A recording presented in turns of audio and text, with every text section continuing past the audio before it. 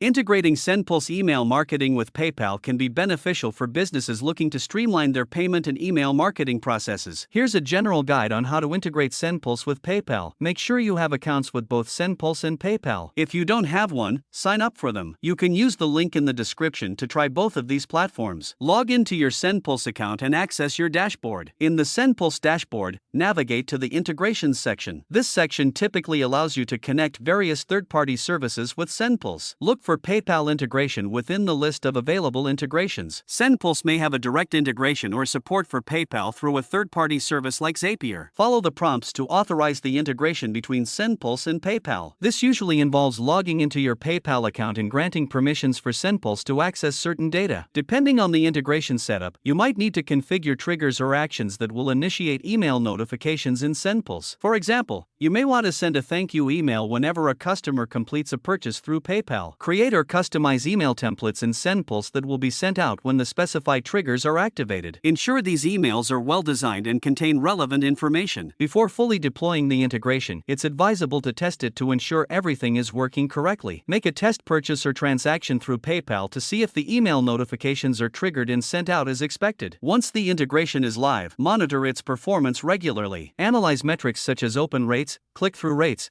and conversion rates to see how effective your email notifications are. Make adjustments as needed to optimize performance. Don't forget to use the link in the description to try both of these platforms.